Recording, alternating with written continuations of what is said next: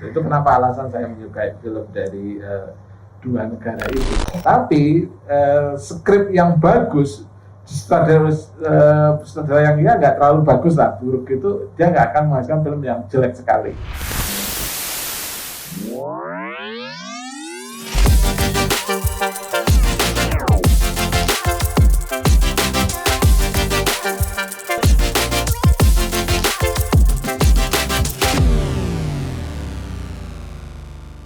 Kita masih ada pertanyaan dari teman-teman ilmu komunikasi ini pada khususnya, supaya nanti kita juga bisa kasih berbagai macam insight ini Mas, nggak cuma untuk sesama ada kita. hadiahnya nggak ini? Wah, mangkok cantik Mas.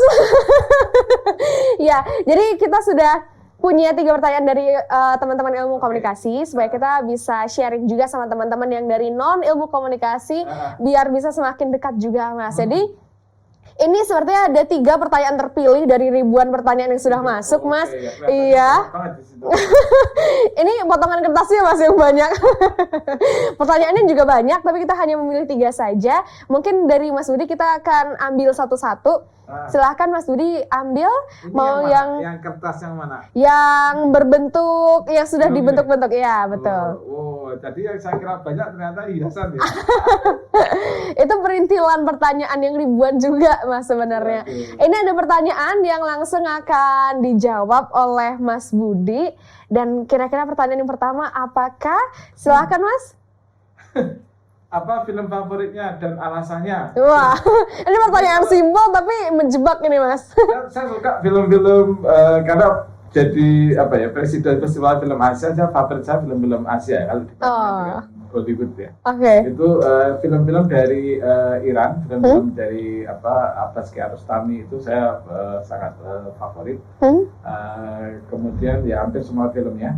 Kemudian juga film-film dari Cina ya atau Tiongkok ya, itu saya juga favorit. Alasannya kenapa? Alasannya karena di 2 negara itu sangat tidak mudah untuk membuat film.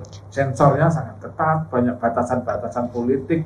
Sampai kalau dia bisa membuat film dari melahirkan film yang menarik, itu perjuangannya luar biasa. Jadi saya sangat appreciate. Iya. Itu kenapa alasan saya menyukai film dari 2 negara itu ya, dari Cina daratan dan dari Iran. 2 negara yang sama-sama secara politik sulit dan sensornya ketat. Kalau judulnya, wah hampir banyak sih kalau judulnya. Jadi satu Mas.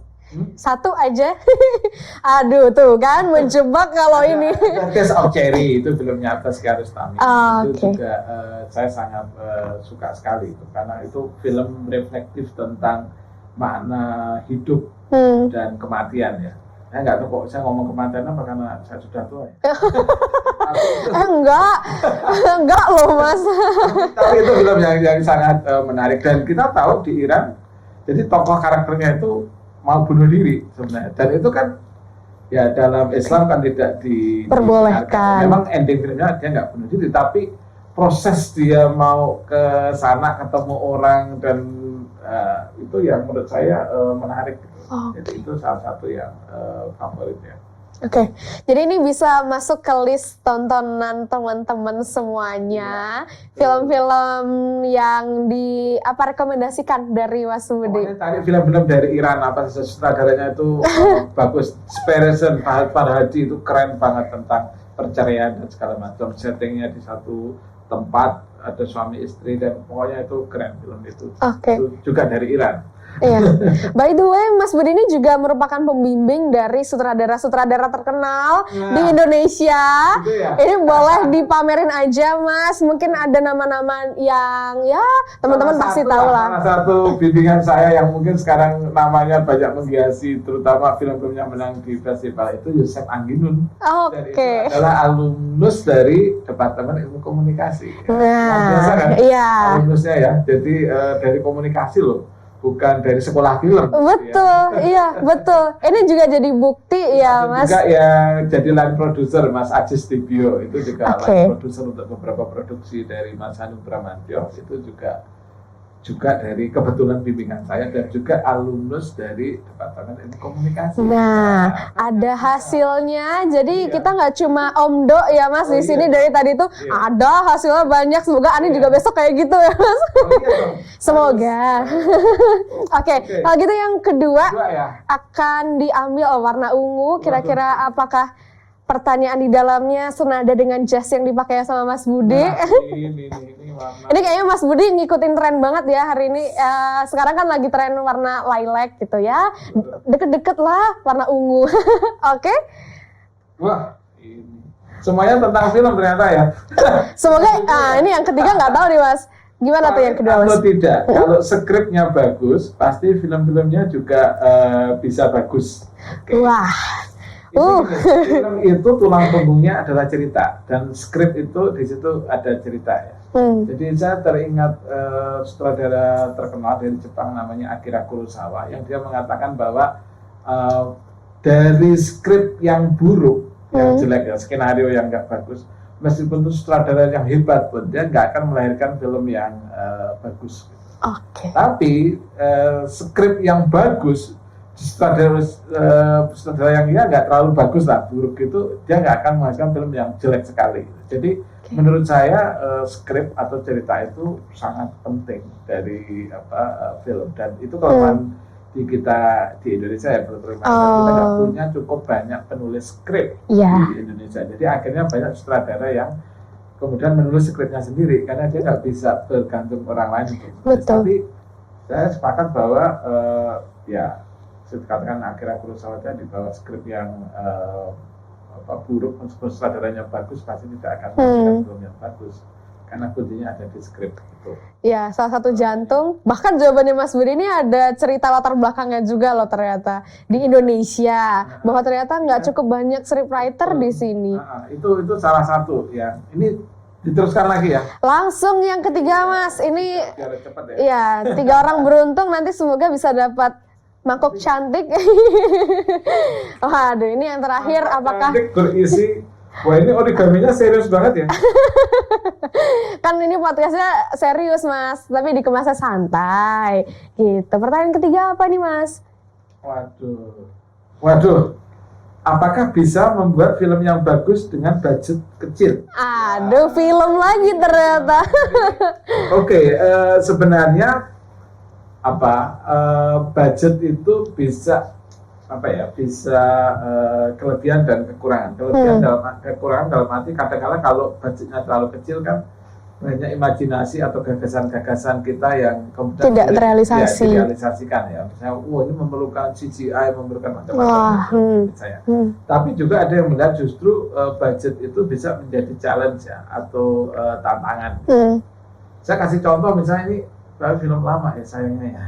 Ada film judulnya God Must Be Crazy. Saya tahu God Must Be Crazy itu kuno banget. Generasi Z. Nah itu film, budgetnya kecil banget, ya kan? Maksudnya dibanding komparatifnya dengan film-film komersial Hollywood yang lain ya. Dibandingkan misalnya filmnya. Oh itu film Hollywood Mas? Bukan. Bukan juga. Distributornya kelihatannya mungkin pakai distributor dari Amerika ya. Tapi itu film ya bisa mungkin lebih dekat ya kayak independen gitu ya. Karena budgetnya kecil dan ceritanya, tapi kekuatan ceritanya yang menjadi menarik ya. Bagaimana suku Pitniki Tabu di Afrika, kemudian ada botol Coca-Cola dibuang dari ini dari dewa ceritanya. ada humor, ada leluconnya. Itu film itu tidak ada promosi gede-gedean. Jadi orang karena nonton cerita ya, dan waktu itu belum ada medsos apalagi dicatat. Jadi tapi itu box office film itu. Jadi sebenarnya nggak ada sebenarnya kaitan antara, dan lagi jangan salah juga kalau film-film yang harus box office itu nggak ada resepnya, itu sebenarnya kayak kebetulan aja. Kalau untuk contoh yang budgetnya gede banget tapi nggak begitu laku Mas? Ada, itu dulu judulnya Waterworld. Jadi settingnya itu di air yang sulit kan, membuat ini segala macam. Tapi film itu flop, nggak laku. Ya ada juga film yang gede, budgetnya juga laku. Ada Avatar, gede banget juga, tapi juga laku. Tapi itu juga tidak jaminan. Kalau dibuat sequel belum tentu juga laku kalau dibuat lagi gitu. Jadi sebenarnya susah diprediksi. Jadi tadi kembali ke pertanyaan tentang budget tadi, sebenarnya memang tidak ada jaminan, tapi memang kalau budgetnya itu lumayan gitu, memang kreativitas itu lebih punya bisa diekspresikan lebih luas lagi gitu. Meskipun kadang-kadang budget gede juga bisa menjadi constraint juga ya, ketika ini harus kembali modal nih. Jadi PR ini menjadi ya challenge bagi kreativitas juga, atau menjadi sesuatu yang mendukung untuk mengekspresikan gagasan. Jadi poinnya kalau menurut saya bukan budget ya, tapi mungkin ide atau gagasan ceritanya yang menjadi bagus atau tidaknya. Ya, dan semoga budgetnya menyesuaikan gitu ya. Itu kira-kira. Oke, agak gigit jari juga sih kalau misalkan iya, kalau misal film budgetnya tinggi banget tapi ya flop alias gagal kayak kurang dikit. Ya, tidak ada jaminan. Iya. Dan ternyata sudah habis pertanyaan terpilih kita dan ternyata relevan karena tentang film. Jadi kita membahas tentang media hiburan yang cukup kompleks dan kaya saat ini. Happy banget karena hari ini di podcast Origami, Anin bersama dengan Mas Budi Irawanto sudah membahas banyak banget tentang media hiburan. Podcast pertama Origami kan? Betul, ini podcast pertama Origami. Catat sejarah. Yang pertama paling tidak. Betul. Jadi kita juga mengundang teman-teman dari S1, S2, S3 ataupun semua penonton dari podcast Origami untuk kasih feedback ke kita juga supaya nanti kita bisa semakin luar biasa, podcastnya semakin cetar wahana tapi membahas tentang ilmu komunikasi yang tentunya hanya ada di Departemen Ilmu Komunikasi Universitas Gadjah Mada. Saya ingin mengucapkan terima kasih banyak untuk Mas Budi Irawanto yang sudah mengajukan banyak pertanyaan membuat podcast kita jadi lebih warna-warni karena kehadiran kamu ini loh. Enggak dong, kalau misalkan Anin doang tanpa Mas Budi. Pertanyaannya tadi iya. Origami. Oke, dan itu tadi semua insight dari Mas Budi bisa kita ambil dan bahkan untuk teman-teman yang kuliah juga bisa jadi bahan juga nih kira-kira yang mau skripsian, tesis, disertasi. Aduh, ini sudah kayak inspirasi loh ya. Betul. Kemudian kita juga menunggu rilis buku dari Mas Budi dan juga rekan-rekan dosen yang lainnya. Judulnya tadi Jagat Komunikasi Kontemporer, ranah riset dan realitas. Nah, di sana ada juga pembahasan ini. Betul. Sudah ditumpahkan banyak sama Mas Budi isi-isi dari bukunya tentang media hiburan, tapi masih ada banyak lagi hal-hal menarik di buku itu yang juga nanti akan dibahas kemudian semoga ya di podcast Origami ini, Mas.